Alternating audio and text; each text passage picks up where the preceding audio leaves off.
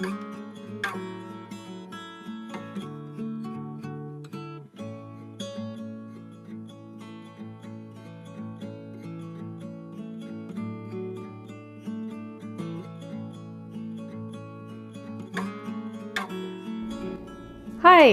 my name's Charlie. I'm here with my friend Christina.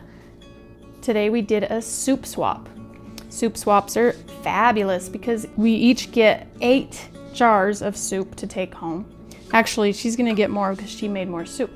Today we each made 2 soups. I made minestrone and lentil soup, and Christina made tomato and white chicken chili. And I got 9 jars. I got 7 of the tomato and 5 of the white chicken chili. So she got a lot of the tomato. So yeah, at the end we'll each get 2 of each, and we'll have just a little bit extra that we can take to our own homes. So I wanted to talk a little bit about filling the jars and making sure they don't crack in the freezer. You can notice that we didn't fill it all the way to the top, because when you put it in the freezer and the soup expands, it can make the jar crack really easily. Another thing that you need to do before you put it in the freezer is let the soup cool down. Pretty much, I just put it in the fridge overnight so that it's cold when I put it in the freezer. And I don't put the lids on mine. That's a good idea. Because I feel like it traps the heat in, even if it is cooled in the refrigerator before putting it in the freezer.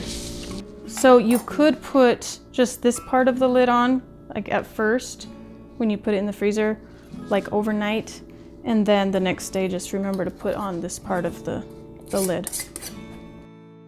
When you thaw the soups, you want to make sure you let them go in the fridge for at least a day or 2 before you try to reheat it, or you can put it in pool water so that it doesn't shock the glass and break as it warms up. You don't want to cool it down too quickly when you're putting it in the freezer. Oh, that's right. But then in the freezer. Like you don't want to cool it too quickly, you don't want to heat it up too quickly because it can crack the glass. What she said. Another thing that you should try to do is get wide mouth jars. Regular mouth jars make it hard for the soup to expand because they're too narrow at the top. So if you use wide mouth, it's less likely that they'll break, especially if you leave enough room at the base. I've had the most trouble using the narrow jars. That's when mine have cracked every time I've done it. But when I switched to using the wide mouth jars, I haven't had any problems since then. That's good.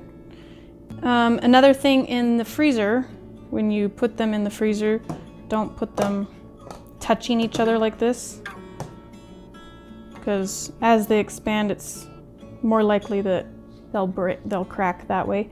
So leave a little bit of room in between each jar if you can.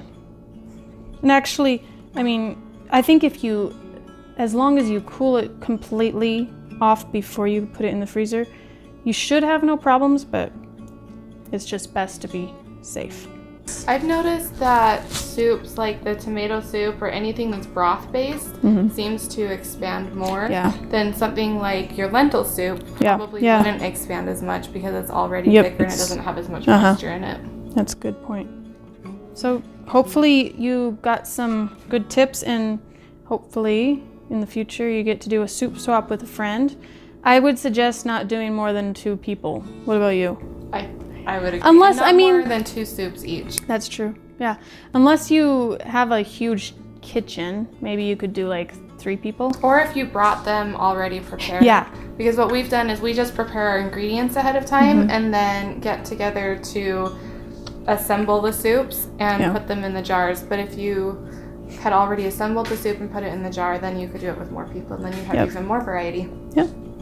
In the description below, I'll leave a link to my blog post about freezing soup in mason jars, and also to my post about soup swaps. So make sure you check out those links, and have a great day. Bye.